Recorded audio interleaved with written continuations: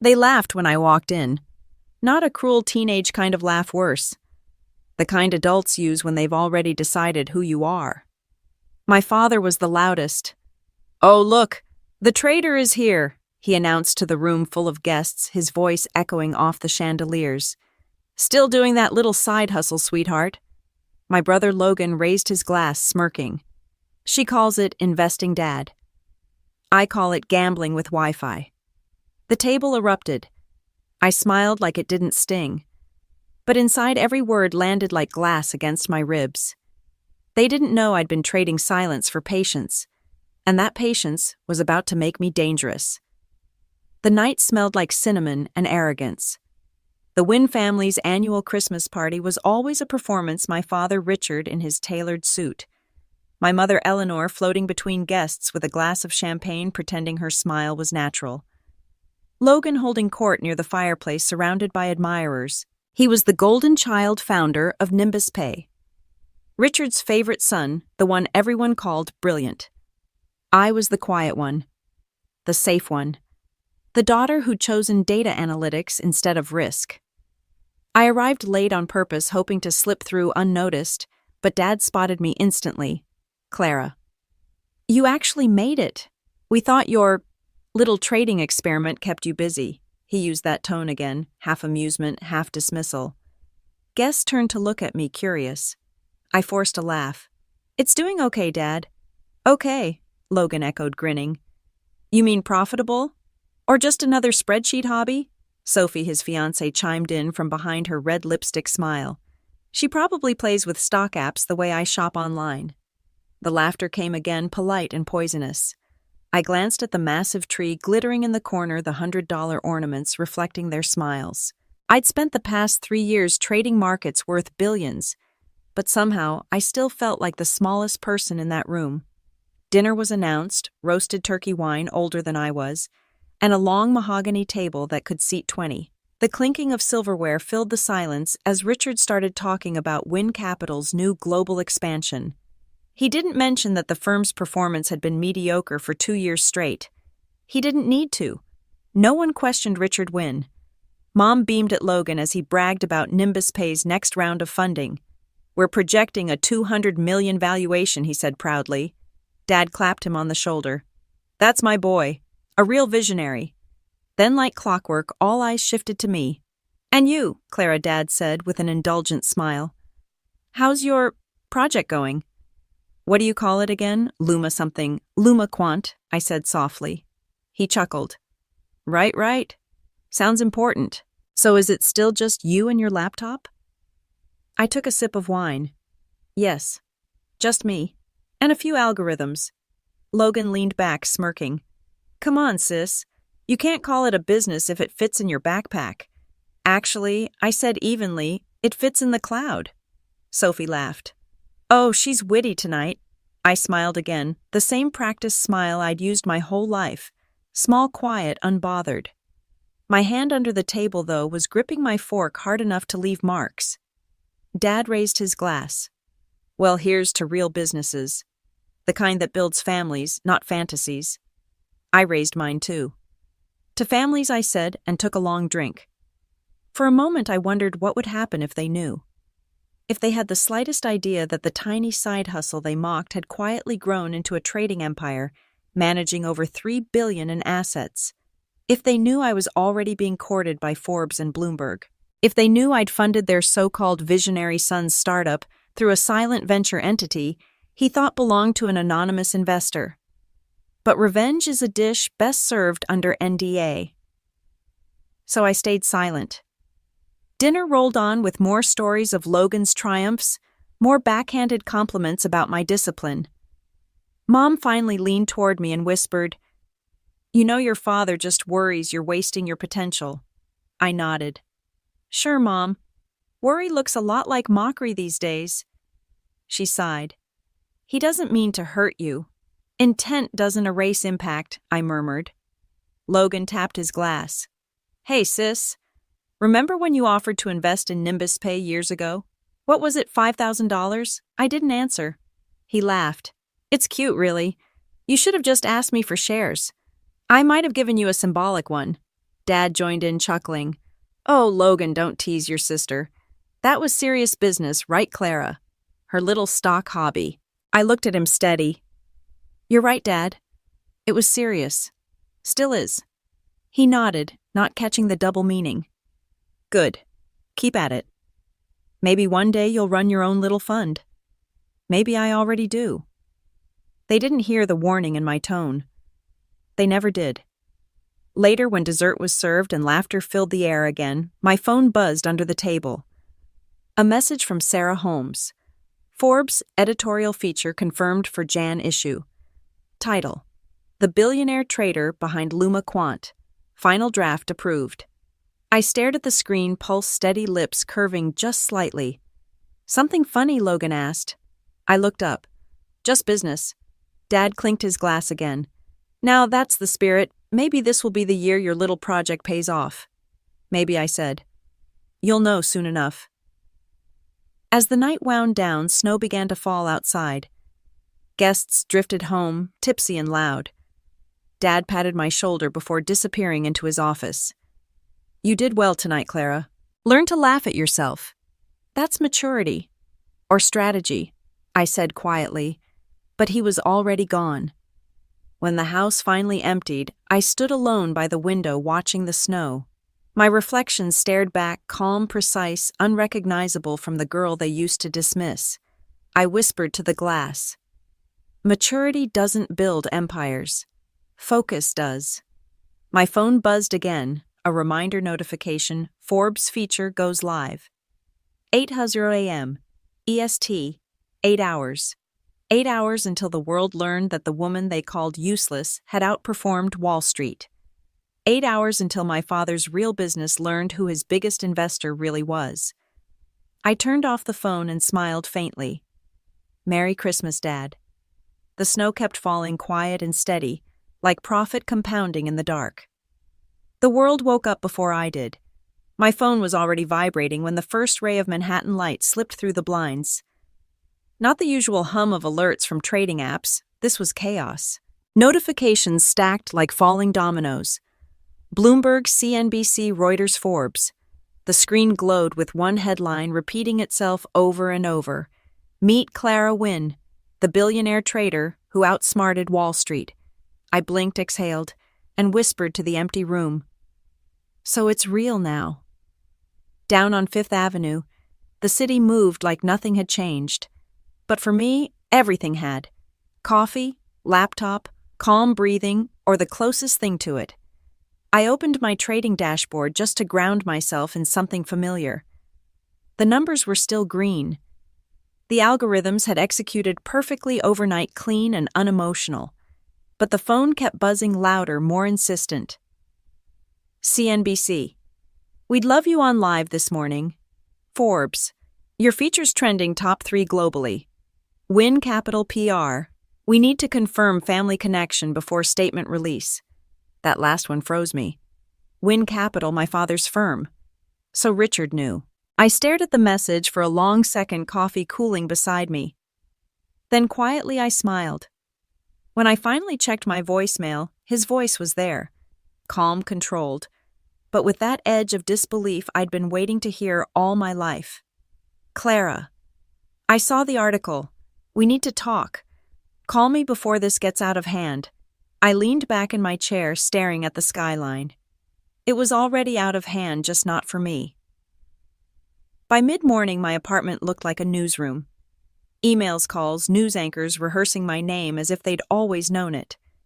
Clara Wynn, founder of Luma Quant, youngest billionaire trader on Forbes' list. The words didn't sound real yet. Billionaire, trader, Forbes. Once those had been fantasies scribbled in notebooks during long nights of debugging algorithms. Now they were reality, and the world couldn't stop repeating them. I scrolled through the feature again. Wynn's revolutionary AI-based trading system, Luma Quant, has quietly generated returns surpassing 40% annually, outperforming every major hedge fund. Sources confirm her fund now manages over $3 billion. It was all true. But the part that mattered most wasn't there the years they didn't see. The nights of ramen and code. The mornings of watching markets open while my father laughed over breakfast. The silence after every, "you'll understand real business someday." My phone buzzed again. Logan. I hesitated, then answered. "Hey," I said. His voice came sharp, panicked. "Clara, what the hell? Is this a joke? Forbes just named you a billionaire? Dad's losing it, it's not a joke." He didn't respond for a moment. I could almost hear him calculating. "You made $3 billion. Trading, not trading," I corrected. "Building," he scoffed. "That's insane. You live in a one-bedroom apartment and drive a 10-year-old car." "Yeah," I said softly. "That's how you keep $3 billion. He exhaled hard. "You should have told us." "I tried," I said. You all laughed. Silence. Then quieter. "Dad wants you to come to the office. He says this could be complicated." "Complicated for who?" "For him." Logan admitted. "He's on the board of Wynn Capital and the press just connected Richard's name. Tell him I'll stop by after lunch." By the time I arrived at Wynn Capital, the lobby screens were already flashing the headline. Wynn Capital CEO's daughter is Forbes' youngest billionaire. The receptionist looked up startled, as if I'd stepped out of the headline itself. "Ms. Wynn, your father's waiting." He was standing by the window when I entered his office, back turned, phone in hand. His voice was calm, too calm. "Yes, of course we're proud. She's brilliant, but Luma Quant is independent. Yes, completely separate from Wynn Capital." He ended the call and finally turned to me. "Well," he said, forcing a smile, "you've caused quite a storm." I crossed my arms. Didn't mean to. He laughed once short and bitter. "Forbes doesn't accidentally call someone a billionaire." "You hid this, Clara." "From me? From your mother? From everyone?" I met his gaze steadily. "I didn't hide it. You just never asked." He shook his head. "You had no right to what, build something on my own, be more than your side hustle daughter." He looked away. "You embarrassed this family." "Embarrassed," I repeated, almost laughing. "I just made your last 3 decades of investment returns look amateur. You should be thanking me for the brand boost." His jaw tightened. "That attitude will destroy you." I smiled faintly. "No, Dad. It already built me." He fell silent, then the kind of silence that hums louder than words. Finally, he said quietly, "The board wants to meet you." I raised an eyebrow. "To congratulate me, to assess potential conflicts," he said. "You've become news. They're nervous." I nodded slowly. "Fine. Let's give them something to really be nervous about." That afternoon, I sat in the Wynn Capital boardroom, a room where I'd once been told to fetch coffee when shadowing as a college intern. Now the same men who had ignored me were shifting uncomfortably in their leather chairs. "Ms. Wynn," one of them began carefully, "congratulations on your success. Of course, given your familial ties, there's the matter of reputational overlap. Perhaps a joint statement?" "No," I said flatly. "Luma Quant stands alone. Always has." A murmur rippled across the table. One man cleared his throat. "Your father's firm has benefited greatly from the Wynn name. Surely cooperation could—" "I don't do legacy trades," I interrupted. "I build new markets." Dad shot me a warning look, but I didn't care.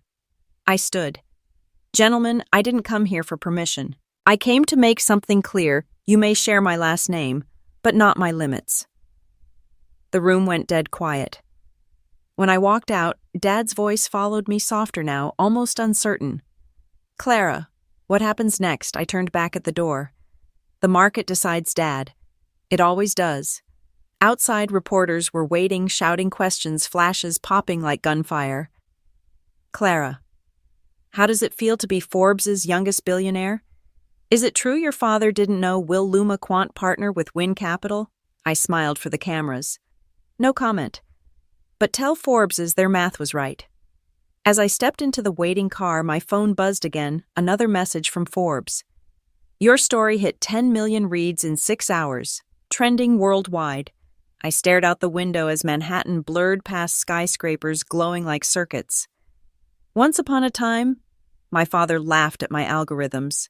Now they were rewriting his legacy. And this was only day one. The last time I sat in this room, they told me I didn't belong here. Now they couldn't start the meeting without me.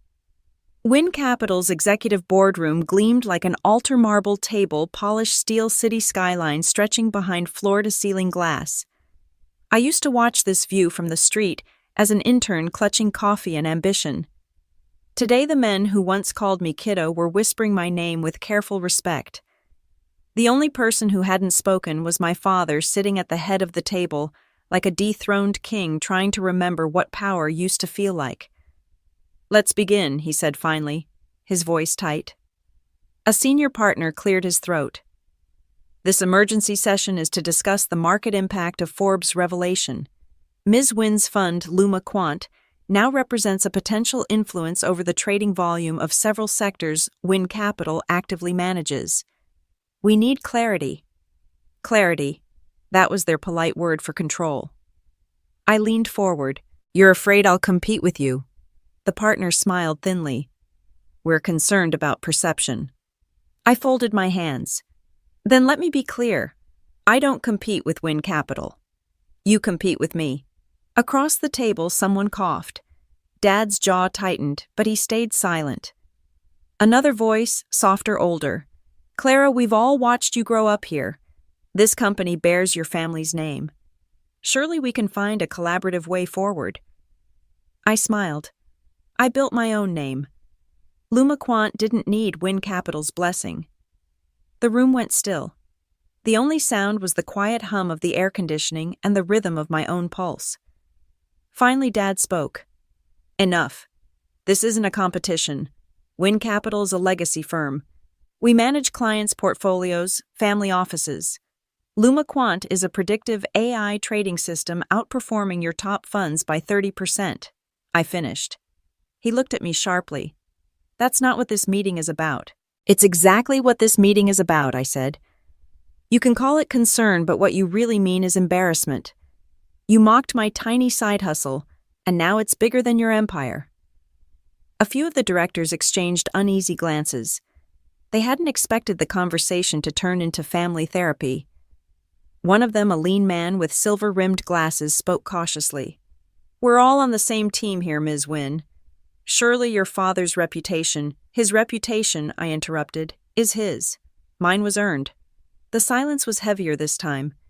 Even Dad didn't fill it. After a moment, the chairman leaned forward. "So what do you propose, Ms. Wynn? A partnership? A merger?" I shook my head. "Neither. I came here to tell you that Luma Quant is expanding. We'll be opening a fund targeting underrepresented founders and women in finance, the kind you overlook while chasing the next alpha male CEO." Someone shifted uncomfortably. "You mean—" "A social equity fund, I mean a profitable one," I said.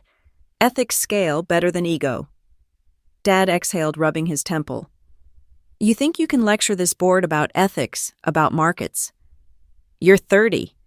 I'm 30 and Forbes just listed me next to Warren Buffett," I replied quietly. "You're 62 and still think patience is weakness. Maybe you should have asked how I did it." He stared at me across the table. For a second, I saw something in his eyes. Not anger, not pride, just confusion. The same look he'd given me the first time I beat him at chess when I was 9. He'd moved his queen without realizing I'd already set the trap. "Are you done?" he asked softly. "Not yet." I turned to the rest of the board. "I'm not here to humiliate anyone, but you should know that the next decade belongs to firms that adapt. The old way greed secrecy hierarchy, it's dead. Transparency and technology win now. If you can't accept that you'll be extinct before the next Christmas party—" The oldest partner adjusted his cufflinks. "That sounds like a threat." I stood. "It's a forecast." Dad didn't stop me when I walked out. He just said my name once quietly. "Clara." I paused at the door. His voice dropped. "Don't destroy what we built." I looked back. "Then stop pretending you built all of it." Outside, the elevator doors slid open. My reflection stared back at me in the mirrored walls, poised calm, untouchable. But when the doors closed, I felt the adrenaline kick in. The conversation replayed in flashes, Dad's face, the shock in the director's eyes, my own voice steady, like I'd practiced it for years. When the elevator reached the lobby, my assistant Tessa was waiting. "They're calling you the ICE algorithm online," she said, holding out her phone. I read the headline on a finance blog. Forbes billionaire Clara Wynn freezes out Wynn Capital in family boardroom showdown. I laughed softly. Creative. Is it true you turned down a merger? It's true I didn't need one. Tessa smiled almost in awe. You realize your father's CEO just followed you on LinkedIn? Good, I said. He'll need the updates. As we stepped out onto the sidewalk, the winter air sliced through the city. Reporters were already waiting across the street, microphones, ready cameras, flashing. Clara, how does it feel to be Forbes' youngest billionaire? Is it true your father didn't know will Luma Quant partner with Wynn Capital? I smiled for the cameras. No comment. But tell Forbes' their math was right. As I stepped into the waiting car, my phone buzzed again, another message from Forbes. Your story hit 10 million reads in 6 hours. Trending worldwide. I stared out the window as Manhattan blurred past skyscrapers glowing like circuits. Once upon a time, my father laughed at my algorithms. Now they were rewriting his legacy. And this was only day one. When the storm finally came, it didn't sound like thunder. It sounded like applause. Wall Street Forbes is every outlet from Bloomberg to Vanity Fair. Everyone wanted the same thing, the story behind the woman who'd built a billion-dollar empire in silence. They called me the ghost trader, the algorithm queen, the enigma of Luma Quant. What they didn't know was that silence hadn't been a strategy, it had been survival. For years I learned to disappear in a family that only valued volume. Now they were the ones drowning in the noise I never needed to make. By the third morning after the Forbes article, my apartment was buried under bouquets and interview requests. My inbox looked like a stock chart in free fall. CNN, the New York Times, TED Talks. Every network wanted me to tell my story.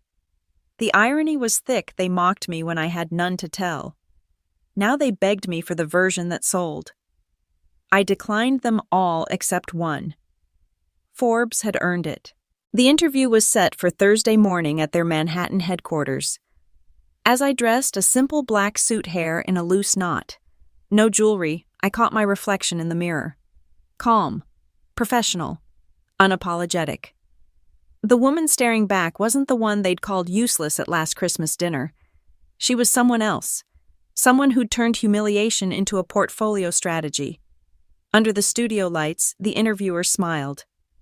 So, Clara, how does it feel to wake up and see yourself called a billionaire expensive, I said. But not surprising. What's the secret? There isn't one. Just consistency, discipline, patience. Your father called it a side hustle. I smiled faintly. He also thought email was a fad. After the interview, the Forbes producer ushered me out. Outside, the January air was sharp. My phone buzzed. Logan again. I ignored the first 3 calls. The fourth came with a message. Answer. It's urgent. I sighed and answered. What now, Logan? Dad's furious, he said. He's getting calls from investors asking if Wynn Capital's under your control. Maybe they should be more concerned about why they think that I said. This isn't funny, Clara. He's demanding you make a public statement. Everyone who matters knows the truth, I replied, including him.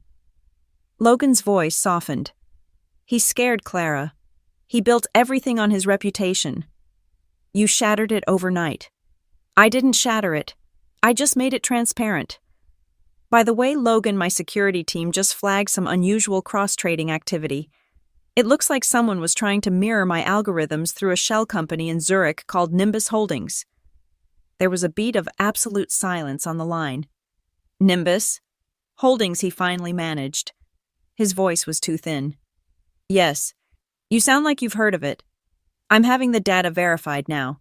Tell Dad I'll stop by after lunch. And Logan, don't make this more complicated than it already is. I hung up, the city wind biting harder. The price of silence has always been loneliness. But tonight, for the first time, it felt like freedom too. The call came at dawn when the city was still asleep and the markets hadn't opened yet. My father never called before 8, never without warning. His voice was raw, stripped of its usual polish. "Clara," he said, "we need to talk. At the office. Now." I almost laughed. The last time he summoned me, it was to scold me for investing too emotionally.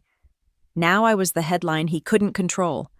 Outside my window, Manhattan's skyline was fading from gold to gray, and for the first time in years I realized he sounded afraid. When I arrived at Wynn Capital, the lobby was chaotic. Assistants moved like ghosts whispering. Everyone looked up when I walked through the glass doors. The receptionist's face was pale. "He's waiting in the main conference room," she murmured. The elevator ride was long enough for my pulse to settle. I already knew what this was. It wasn't a meeting, it was a reckoning. The doors opened. Inside, my father stood by the window, sleeves rolled up, eyes bloodshot.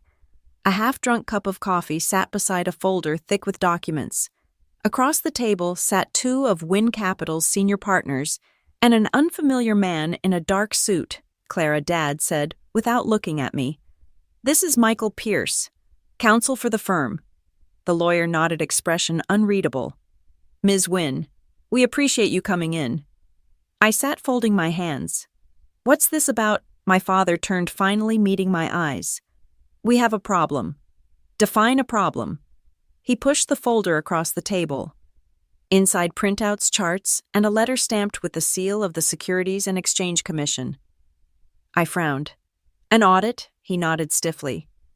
"They're reviewing cross-trading patterns between Wynn Capital accounts and your fund, Luma Quant." "That's impossible," I said immediately. "We've never shared data. They think otherwise." I flipped through the pages. Lines of transactions, identical timestamps, mirrored trades. Someone was making it look like I'd been front-running Wynn Capital's moves using insider information to profit. "This is fabricated," I said.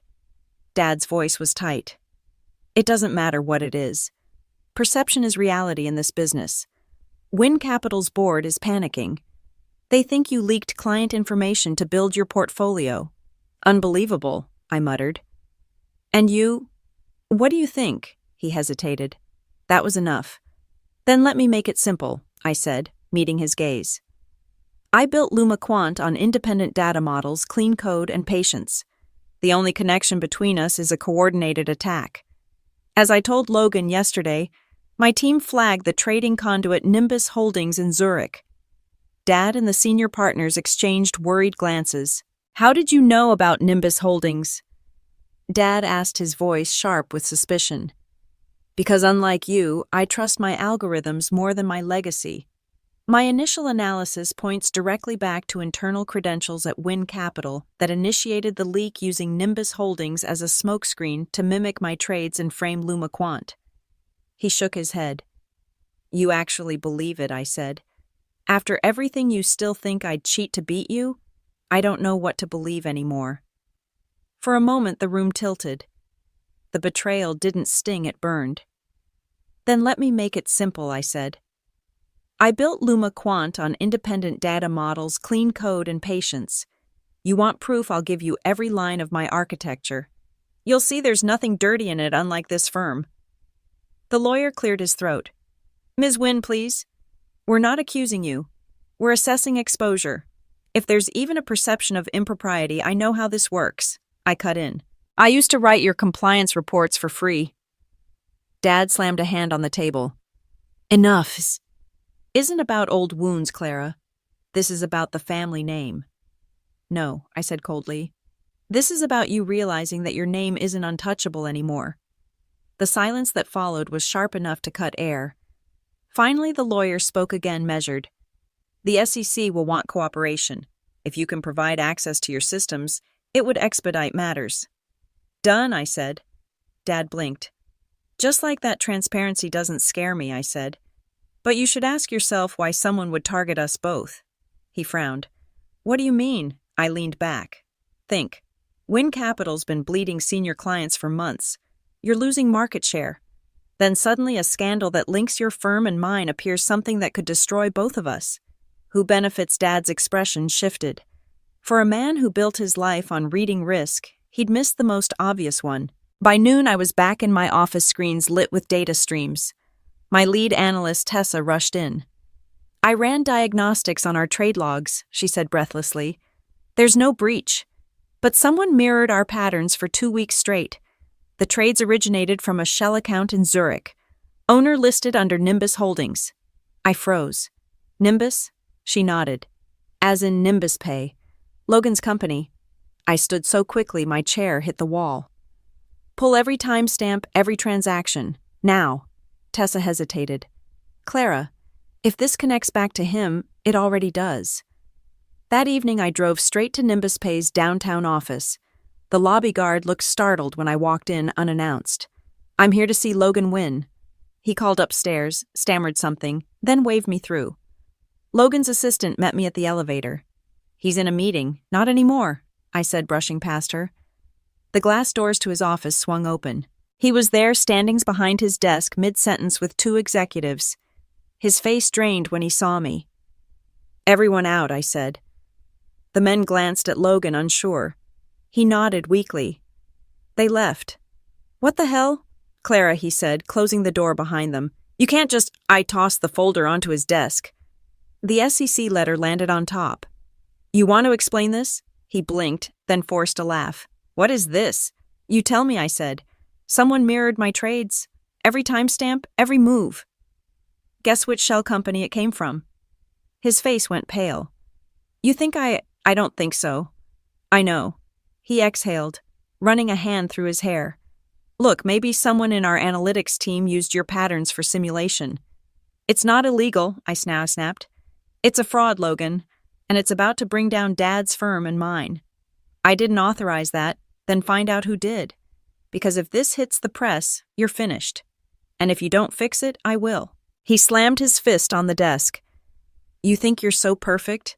You think you're the only one who worked for success? No, I said quietly. But I'm the only one who didn't cheat to get it. I turned to leave, but he called after me. Clara, you can't go public with this. I looked over my shoulder. Watch me. When I stepped back onto the street, the winter wind hit like a blade. The city buzzed with energy, indifferent, relentless. My phone vibrated again, a text from Tessa. Clara, the SEC's requesting a joint hearing. You and Wynn Capital. Tomorrow morning. Perfect. For once the stage would be level. As I walked away, the lights of the city reflected off the glass towers, cold, sharp, and endless. I whispered to myself, you wanted real business, Dad. Welcome to it. The conference room at the Securities and Exchange Commission smelled of recycled air and fear. I'd been in hundreds of boardrooms, but never one where the temperature dropped every time someone said my name. Rows of executives, attorneys, and analysts lined the long glass table. The fluorescent lights made everything look sterile, unforgiving. At the far end sat the panel 3 officials with the kind of faces that didn't blink. My father was already there, rigid in his chair. Jaw tight, pretending he wasn't sweating. Logan wasn't allowed inside yet, but I could feel his panic from the hallway. It was the morning after the SEC summons, colder, quieter than any market day I'd ever known. The kind of morning when truth had no place left to hide. Ms. Wynn, the lead investigator, said, adjusting his glasses, "Thank you for joining us. This inquiry concerns parallel trading activity between Wynn Capital portfolios and your fund, Luma Quant." I placed my briefcase on the table. Of course. Transparency is the foundation of Luma Quant's model. I'm happy to provide full data access. He nodded, unimpressed. We've already reviewed the transaction logs. What concerns us are the patterns. Identical trades within milliseconds. Same volume, same instruments executed through overlapping networks.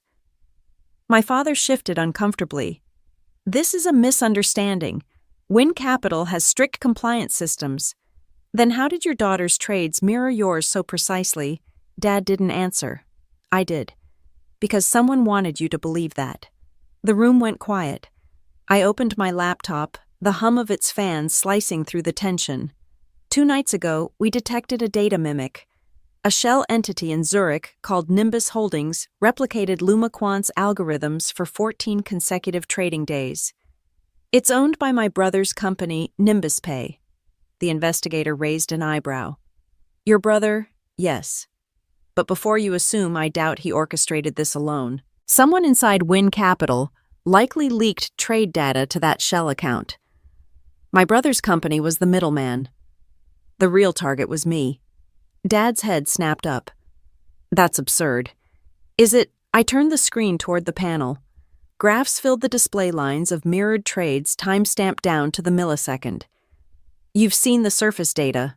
Look deeper. Win Capital's outbound API calls match Nimbus Holdings trade initiations exactly. That's not a coincidence. That's collaboration. The investigator studied the screen expression tightening.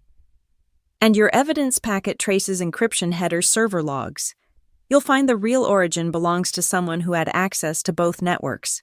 He nodded slowly. Interesting. Who? I looked at my father. Ask Win Capital's CTO, Greg Walsh. His face was drained of color.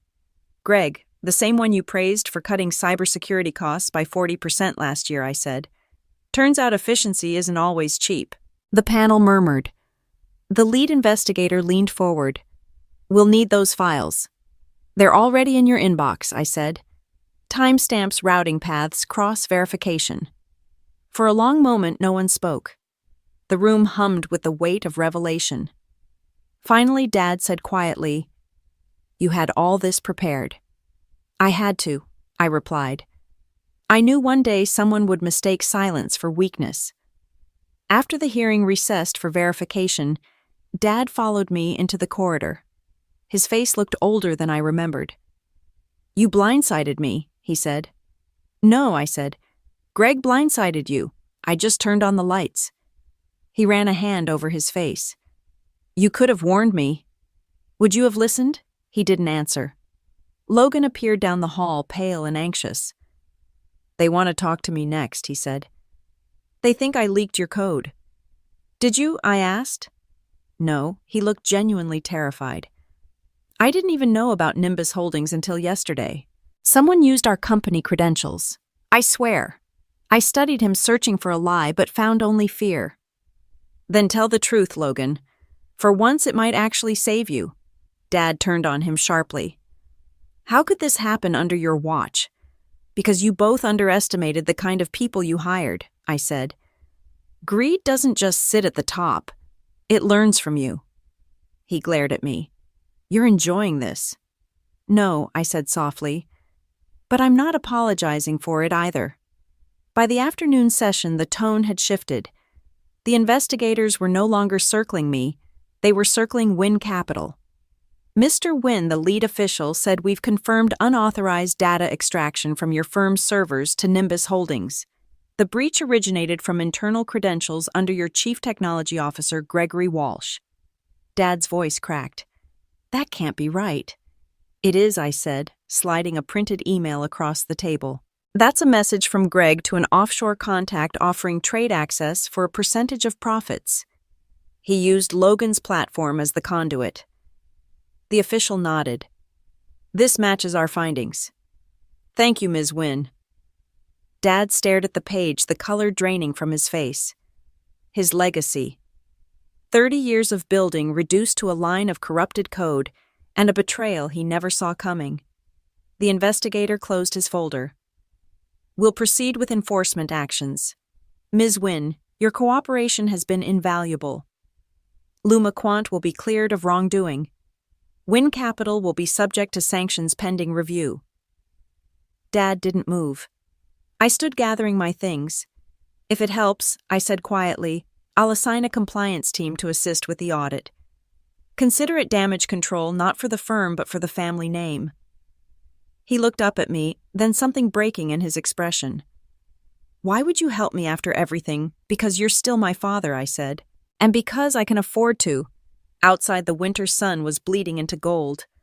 The glass doors reflected my face, calm, composed, untouchable. For once, I didn't flinch at my own reflection. I stepped out of the SEC building, the air biting against my skin, and for the first time, I didn't feel like I was fighting anyone.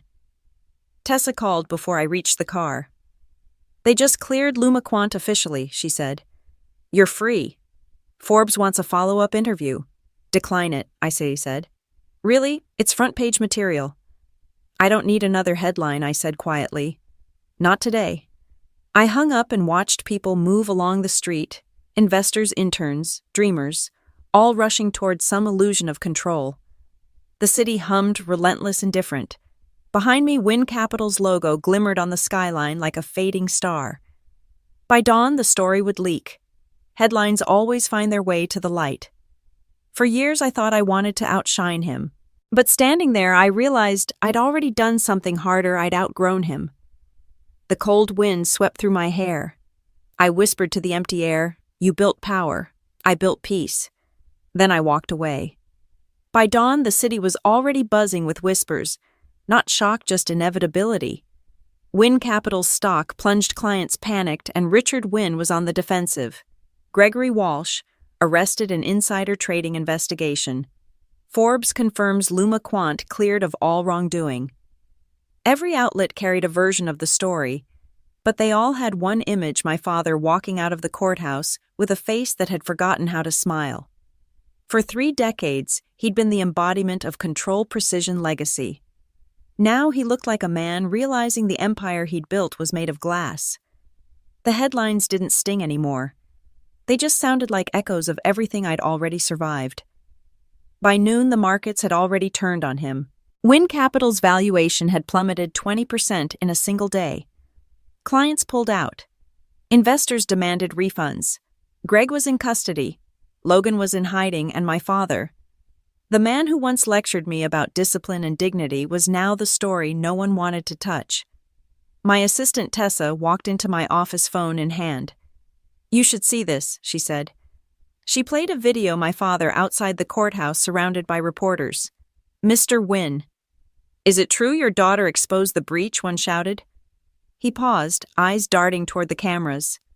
"My daughter did what was right," he said.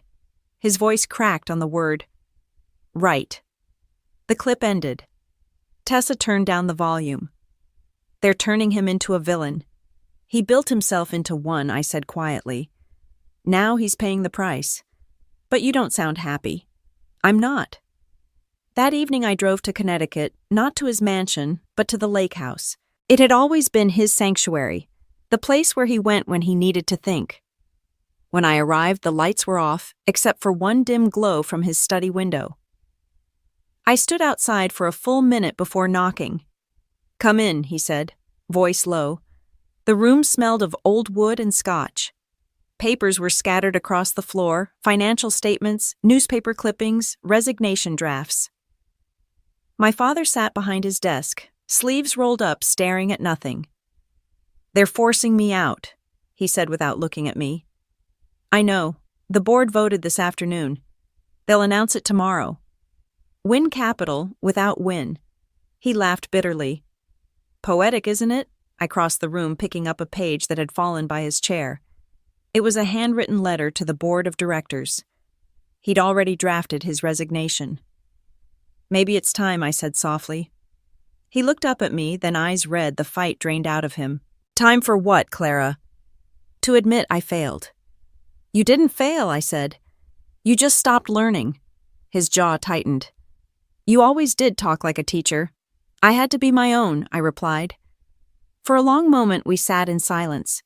The fire crackled, throwing gold light across his face. "You know," he said finally, "when I first built the firm, I used to tell myself I was doing it for the family. For you, for Logan, for your mother. I wanted you to have everything I didn't. And then you forgot what that meant." He nodded slowly. Somewhere along the line, I started believing I was the family, that the company was my proof of love. It wasn't. He gave a faint, humorless smile. "I see that now." The clock ticked toward midnight. Outside, the lake shimmered under the moonlight, cold and still.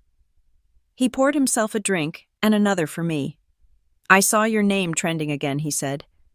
"They're calling you the youngest self-made billionaire trader in the country." "I didn't ask them to." "No," he said, "but you earned it." I studied him, trying to find the man I once wanted to impress. All I saw was someone tired not from defeat, but from the weight of ego. "Do you ever regret it?" I asked. "What, choosing reputation over family?" He hesitated, then nodded. "Every day." But by the time I realized it, I didn't know how to stop. I leaned back, staring into the fire. You could start now.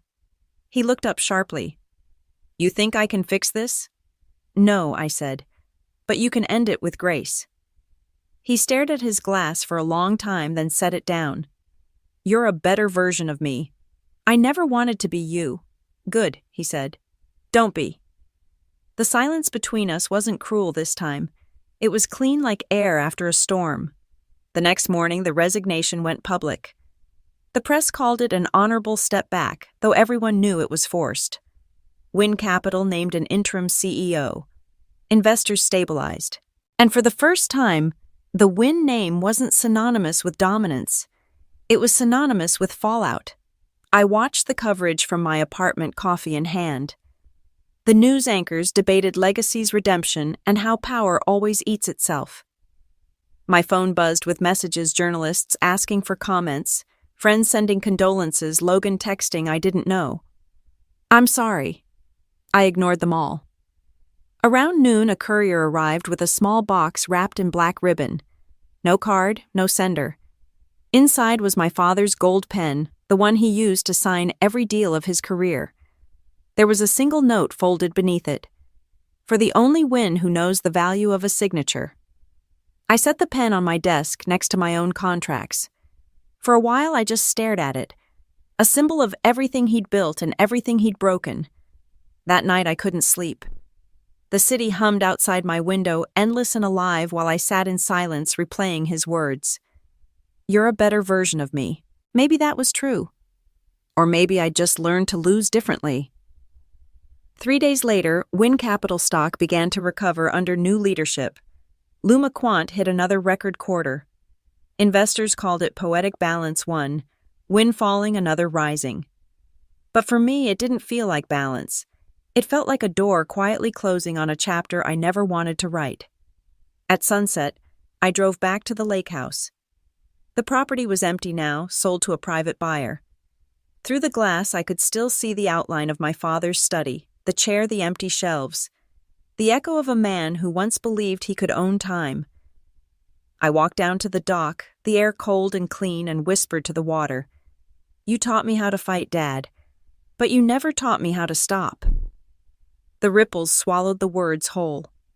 Then I turned back toward the car, the gold pen still heavy in my pocket, and left the lake behind, this time for good. 3 weeks passed before I heard his name again. It was a Tuesday morning when the past came knocking literally. I had just finished a call with investors in Singapore when the intercom buzzed.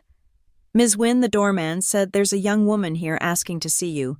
She says it's urgent. Her name is Sophie Lang, my brother's fiancée. My stomach sank. I hadn't seen her since the night everything fell apart, the night she sat at our family dinner table smiling while Logan mocked me like I was some harmless hobbyist. The idea of her standing downstairs now felt like the universe trying to stir old wounds that hadn't even scarred yet. Send her up, I said. When the elevator opened, Sophie stepped out in a beige coat and oversized sunglasses, looking smaller than I remembered, fragile like she'd aged a decade in a month. She hesitated at the door before whispering, Hi, Clara. I motioned for her to come in. Coffee? She shook her head. No, thank you. I won't stay long. Her voice trembled slightly, the confidence she'd once worn like perfume gone. I gestured to the couch. Sit, please. She sat on the edge, fingers twisting her gloves. I wouldn't have come if it weren't serious. Then you'd better start talking. She took a deep breath. It's about Logan. Of course it was. He's not doing well, she continued. After the hearing, after your father's resignation, he lost most of his investors. Nimbus Pay's board forced him out last week. And now, she stopped, her voice breaking. Now he's drinking. A lot. He hasn't left his apartment in days. He won't answer anyone's calls, not even mine. I stayed silent. Part of me wanted to say he made his bed. Another part, the one that still remembered the boy who used to walk me to the bus stop, wanted to ask if he was eating, if he was safe. The silence stretched. My first instinct, honed by years of being dismissed, was to keep the score. He deserves this. He chose greed. But watching Sophie, the collateral damage of his ambition, made the cold comfort of my victory taste hollow. It wasn't about winning anymore. It was about severing the last cord of resentment, and to do that I had to confront the debris he had become, not the caricature he used to be. The younger Clara would have walked away. The current Clara knew that true power meant choosing empathy even when it wasn't deserved. Sophie looked up at me, eyes shining. He keeps saying he ruined everything, that he deserves it. I exhaled slowly. What do you want me to do? Sophie, fix him. He's 34. He made choices. He's your brother. He's also the reason the SEC showed up at my door. Her voice hardened. He didn't mean to. He found out about the data sharing deal between Greg and the Shell account 2 days before the investigation went public. He panicked because the Shell account was using Nimbus Pay's credentials. He thought he could trace the money pay back the losses and clean it up quietly before anyone found out he'd been negligent with company data. Quietly, I repeated. The Wynn family motto. Clara, please. Her eyes filled again. You don't have to forgive him. Just talk to him. He listens to you even when he pretends he doesn't. I looked out the window at the city below, glittering cold, merciless. It took only a moment for me to surrender the victory I had spent years earning. The sight of Sophie's genuine distress was a trade-off I couldn't ignore. I set my cup down, the clink on the saucer, a final sound in the long history of our resentment. Where is he? His apartment. Midtown, but he's not himself. By the time I got there, the sun was setting over the Hudson, painting the skyline in bruised gold. The doorman recognized me instantly. He hasn't been out for 3 days, he said quietly. I've been bringing up takeout bags he never touches. The elevator doors opened to a hallway that smelled faintly of whiskey and despair. I knocked. Nothing. I knocked again, harder. Logan, it's me. A muffled voice. Go away. Open the door or I'll have security do it. The lock clicked. He appeared in the doorway, unshaven, eyes bloodshot, wearing a hoodie that looked weeks old. What do you want? He rasped. To make sure you're still alive. He laughed dryly. Barely. I stepped inside. The apartment was a monument to his collapse. Empty bottles lay scattered on the marble counter, delivery containers stacked like neglected inventory, and the heavy blinds were drawn tight, sealing out the Manhattan sunlight. Are you planning to live like this forever? He dropped onto the couch.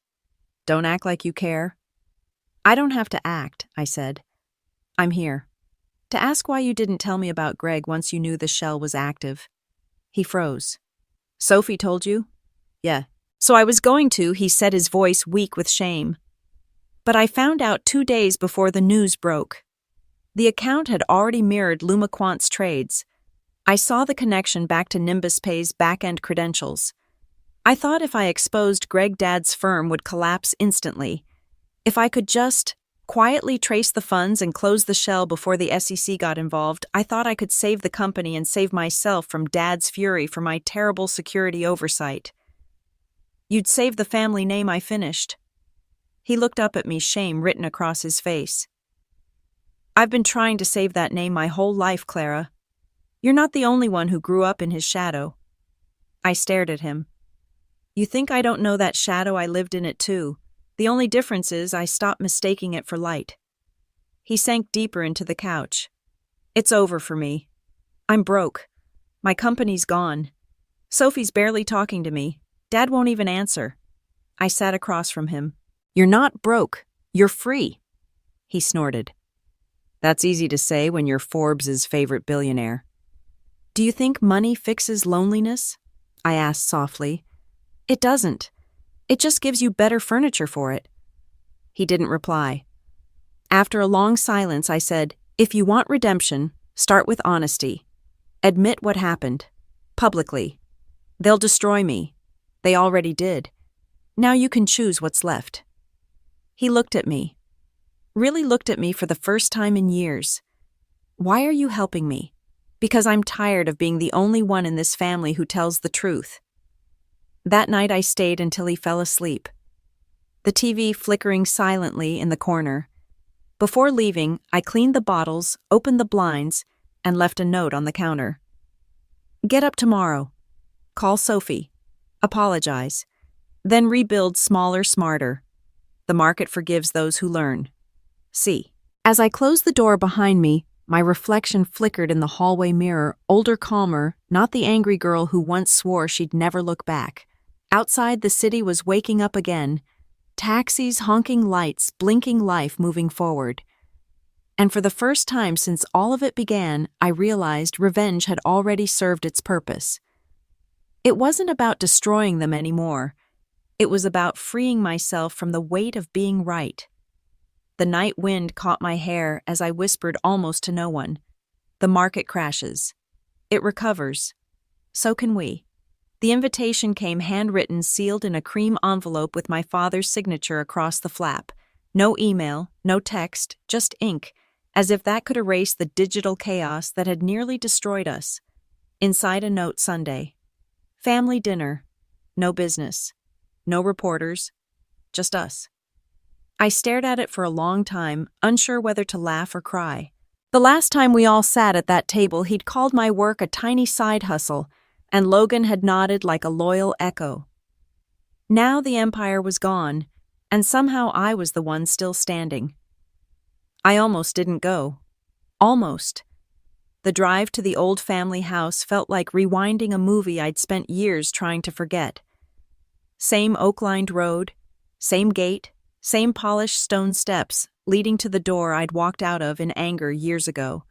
But tonight the lights glowed softer, almost human. Mom opened the door. She looked older too, but lighter, like she'd stopped holding her breath for the first time in years. "Clara," she said, smiling nervously. "You came." I did. She hugged me tight, then whispered, "Be gentle. He's different now." Inside the table was already set. Crystal glasses, silver cutlery, the same old script. Dad sat at the head, hands clasped, expression unreadable. Logan was beside him, freshly shaven, sober and quieter than I'd ever seen him. Sophie sat next to him, her hand resting gently on his. For a moment, no one spoke. Then Dad cleared his throat. "I wasn't sure you'd come." "I wasn't either," I said. He nodded, accepting it like he deserved it. "Sit, please." The silverware gleamed. The candles flickered, and for the first time in years there was no corporate chatter, no stock updates, no tension disguised as small talk. Just silence that felt almost sacred. Mom started with the safe questions: work, weather, the house renovation. Logan chimed in occasionally, his tone careful, like every word was a fragile investment. Then halfway through dinner, Dad set down his fork. "I want to say something."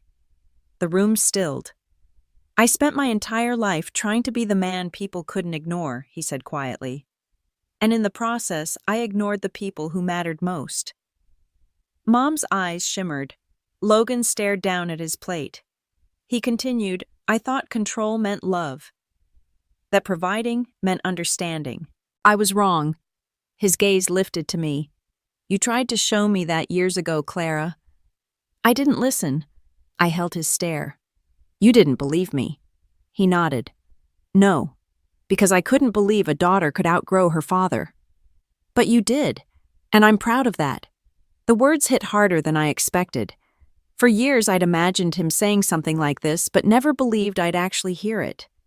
He turned to Logan next. "And you? You made mistakes, but you owned them. That's more than I ever did at your age." Logan's throat tightened. "I almost lost everything." "You didn't," Dad said. "You just started over." Silence again. Only this time, it didn't feel heavy.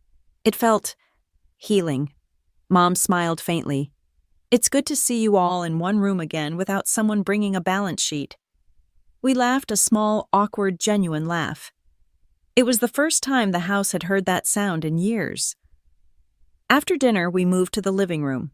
The fireplace crackled and Dad poured coffee instead of whiskey. Logan sat across from me, glancing over shyly. "You know," he said, "Nimbus Pay's new board reached out. They want me to come back in an advisory role." "That's good news," I said.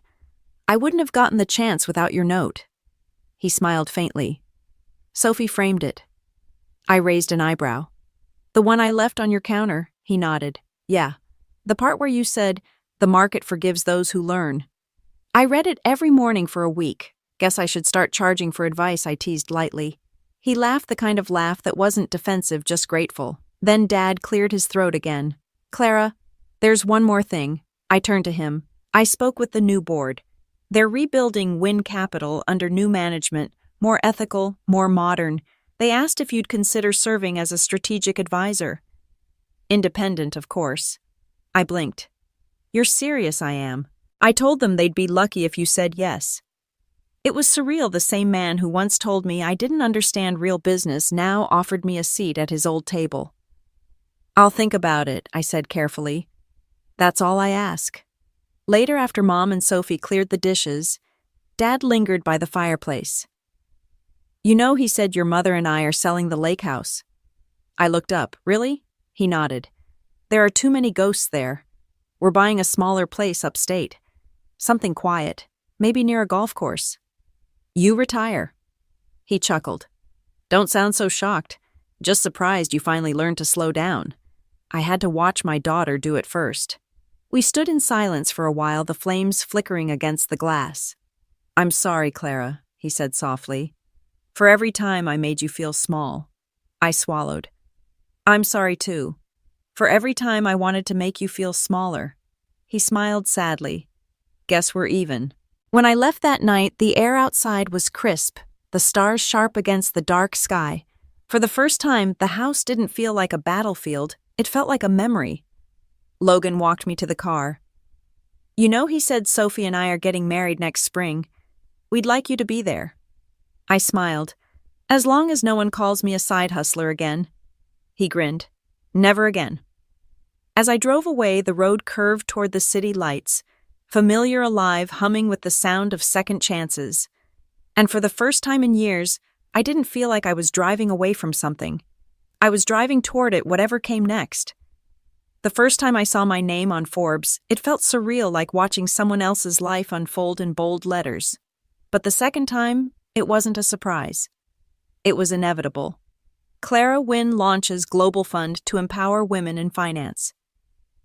The headline ran across every major outlet that morning. I woke up to a wall of congratulatory messages, dozens of news requests, and one email that made me pause, a simple subject line from my father: proud of you. Call me. For the first time, I didn't hesitate. The story wasn't about revenge anymore. It was about legacy on my own terms. I called him from my office. The markets had just opened, and the hum of Luma Quant's trading floor buzzed in the background like electricity. You saw the article, I said. Of course, he replied. His voice carried something new, humility, even warmth. You're making waves again. I'm trying to make a change, I corrected. I know, and this time I think you'll do it. That one sentence, simple as it was, settled something inside me that had been restless for years. How are you? I asked. He laughed softly. Learning to sleep past 6. Your mother's thrilled. She's teaching me how to make pancakes. It's humbling. That sounds like rehabilitation. It is. We talked longer than I ever had before, not as rivals, but as two people finally fluent in honesty. When I hung up, I realized something. I'd stopped measuring success in dollars or dominance. I measured it in peace. Later that afternoon, I stood in front of a packed press conference. Cameras flashed, microphones lined the podium, and somewhere in the crowd I caught Tessa's reassuring smile. Behind me, the new logo for my next chapter, the Luma Equity Initiative, glowed across a massive screen. Good afternoon, I began, the hum of the city, just beyond the glass windows. When I started Luma Quant, I wanted to prove that intelligence and integrity could outperform ego. I wanted to challenge the system that told women like me to stay quiet, to play small. Today, that vision is expanding. I took a breath, scanning the crowd. The Luma Equity Initiative will invest in women-led funds and minority-founded tech startups, the ones who never make it past the pitch meeting because they don't fit the pattern. Well, we're rewriting the pattern. The room erupted in applause. Flashbulbs burst like stars. Afterward, a young reporter approached me. Ms. Wynn, she said breathlessly, what inspired this shift? You could have just enjoyed your success. Why keep fighting? I smiled. Because success without purpose is just another form of failure. She nodded slowly, writing it down. That's going to be quoted everywhere. Good, I said. Maybe someone who needs it will see it. That evening, I hosted a small dinner to celebrate the fund's launch, not in a marble dining hall or a luxury restaurant, but in a quiet rooftop garden overlooking the city. Strings of golden lights hung overhead, and the skyline shimmered beyond the glass railings.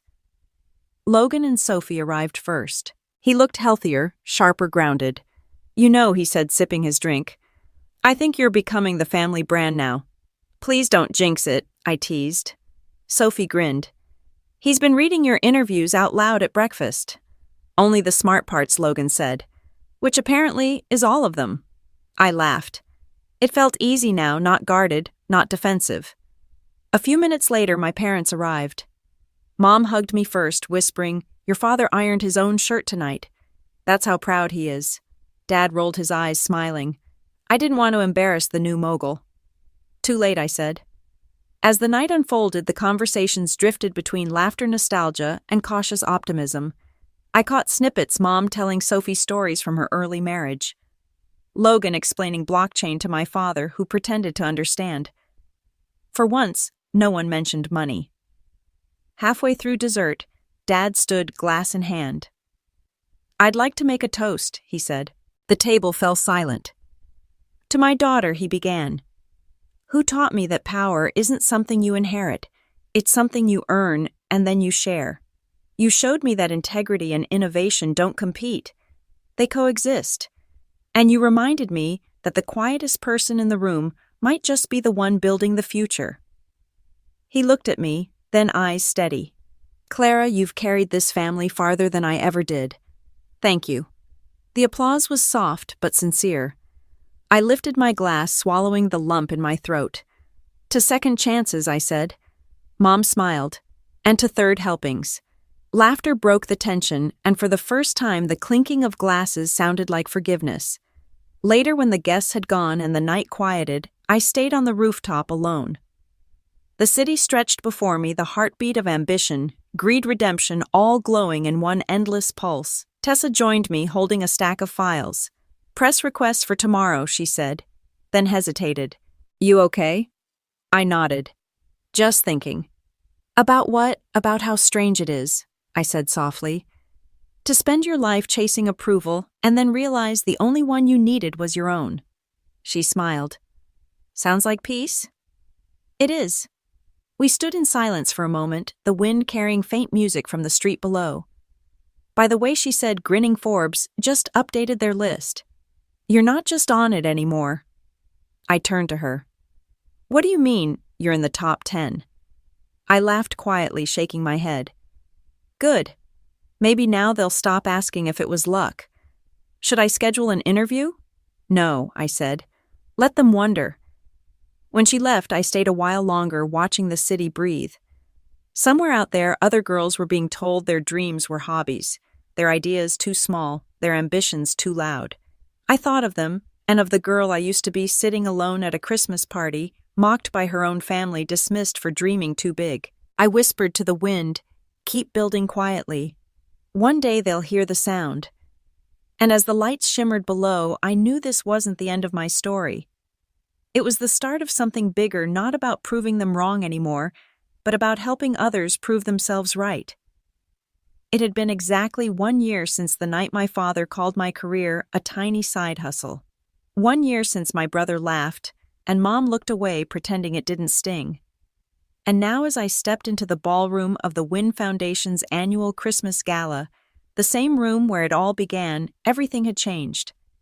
The chandeliers glittered like memory itself, but this time I wasn't the quiet one standing by the bar. This time, the whispers followed me. That's her, someone murmured. The billionaire trader. The one who saved Wynn Capital. For once, their curiosity didn't feel cruel. It felt earned.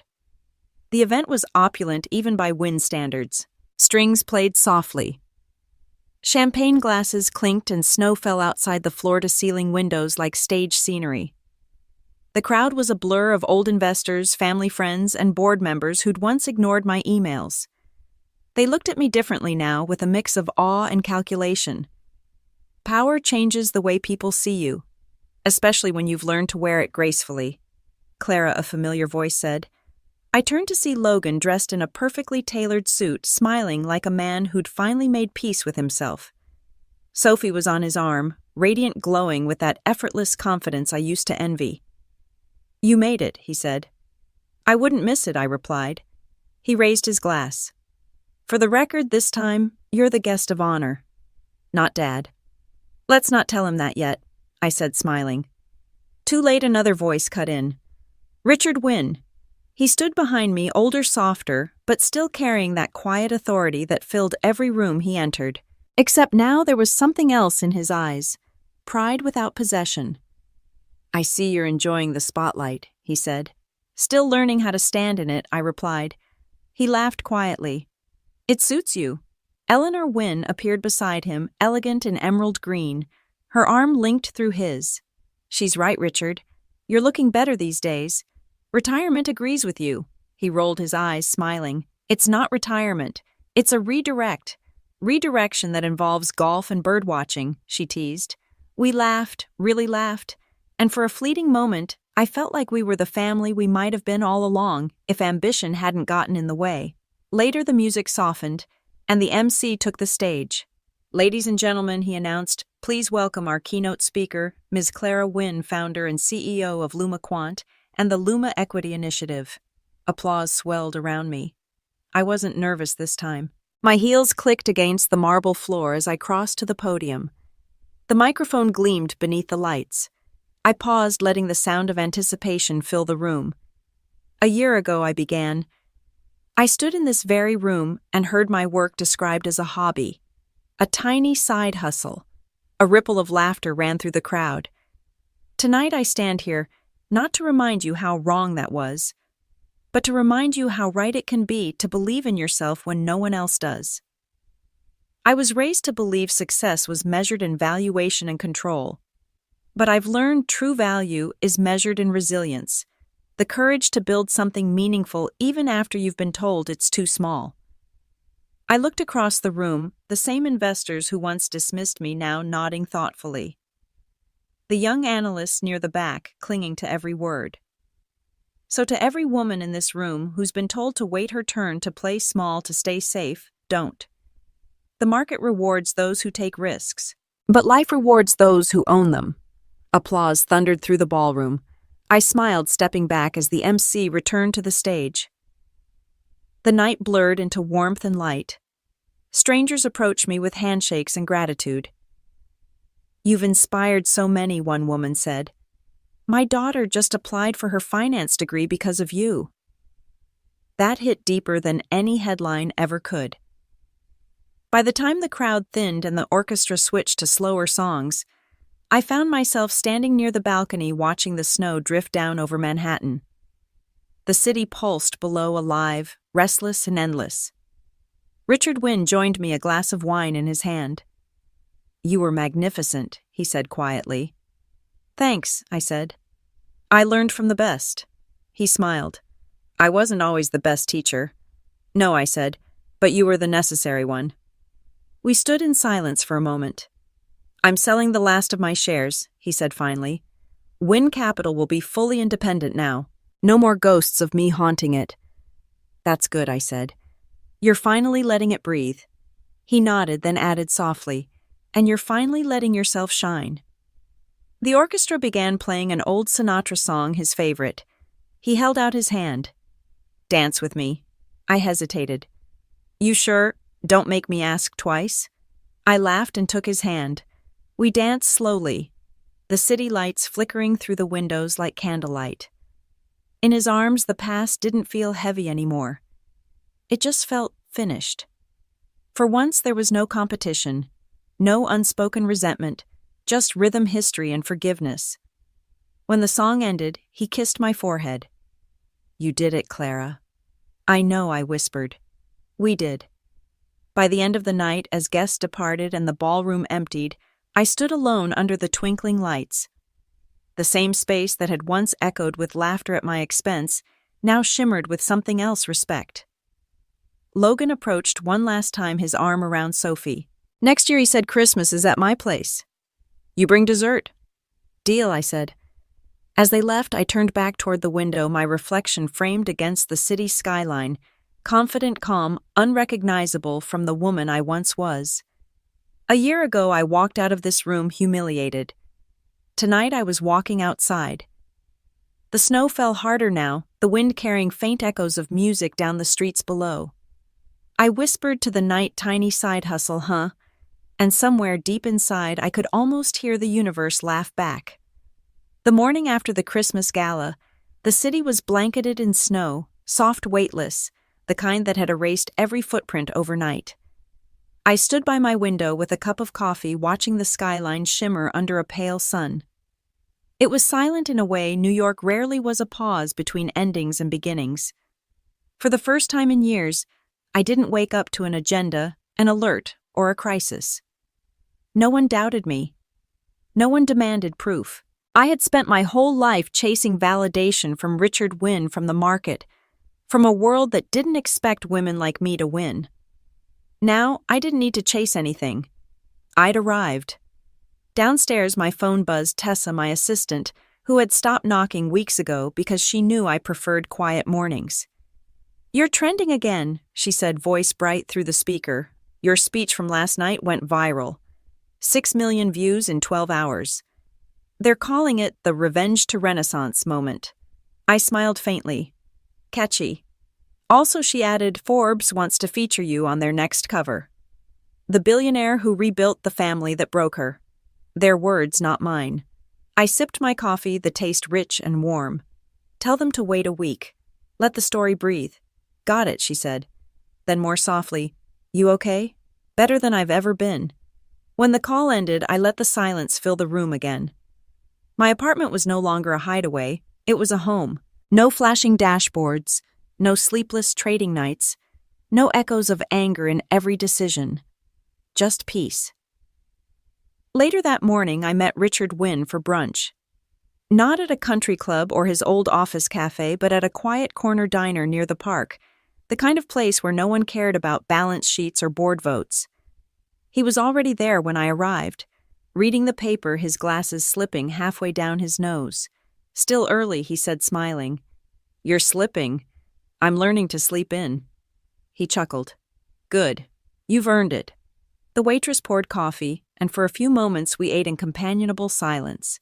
Then he folded his paper and said, "You were right, you know." "About what?" Everything, he said simply. About business, about family, about balance. I thought control meant strength. Turns out letting go took more courage than I ever had. I smiled. "You're catching up fast." He nodded. "You gave me a second chance, Clara." "Not everyone would have." "I didn't give it," I said. "You took it. That's the first time you ever took something that wasn't about power." He laughed softly.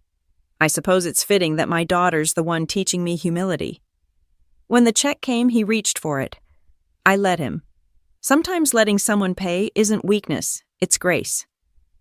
As we stood to leave, he said, "Your mother's planning another family dinner. New Year's Eve. Don't make me chase you for an RSVP. I'll be there, I promised." And I meant it. That afternoon, I walked through Central Park alone. The trees were heavy with snow children throwing snowballs under bronze statues of forgotten heroes. Life in its simplest form carried on. I thought about the years I'd spent buried in data trying to outsmart probability, only to learn that the most unpredictable thing in life was people. How they hurt you, how they heal you, how they change when you stop fighting to be right. At Bethesda Terrace, I stopped to watch a street musician play "Have Yourself a Merry Little Christmas." The melody drifted through the cold air, delicate and wistful. I dropped a 20 into his open case. He smiled without stopping the song. The past didn't ache anymore. It hummed quietly in the background, a reminder, not a wound. That night I hosted a small gathering at my apartment. Just a few close friends, Tessa, Logan, and Sophie, and my parents. It wasn't grand, wasn't public, and wasn't performative. It was warmth and laughter, the clinking of glasses and the faint hum of Sinatra playing through old speakers. Halfway through dinner, Logan stood raising his glass. To Clara, he said, "The sister who proved that karma doesn't need to shout, it just needs patience." Everyone laughed, including me. Richard Wynne added, "And to family the original market for forgiveness." Eleanor smiled, dabbing her eyes. "You two make better toast than I ever did." I looked around the table at the faces that once hurt me, now softened by time and understanding. For years I thought revenge would be the end of my story. But revenge, I'd learned, wasn't justice. It was a transformation. When the clock struck midnight, the city outside erupted in fireworks. Gold and crimson bursts reflected across the glass walls, painting every face in fleeting color. Sophie leaned close and whispered, "You know Forbes should call you something else." "What's that? The comeback queen?" I smiled. "Comebacks are overrated. I prefer evolution." Later, when the guests had gone and the laughter had faded, I stood by the window again, watching the last sparks fade into the skyline. The city was alive, endless, imperfect, just like me. I thought of that night a year ago when humiliation had tasted like champagne and disappointment wore a tuxedo. I'd walked out of that room vowing never to need anyone's validation again. And somehow, through every twist and burn, I'd found something better: connection, forgiveness, peace. My reflection looked back at me, steady and strong. The same glass that once showed humiliation now mirrored peace. The snow outside was clean, a fresh canvas laid over the chaotic streets. It was the perfect metaphor: everything broken had been quietly remade. The silence paid in full. It always does. Then I turned off the lights, letting the city keep its glow. If there's one thing my story taught me, it's this: the world will underestimate you until the moment it can't ignore you. Keep building quietly. Let the results speak. Let time prove your worth. And when it does, don't just win, evolve. Because real revenge isn't about payback. It's about becoming someone they could never destroy. The market waits for no one, but the right vision can write its own future.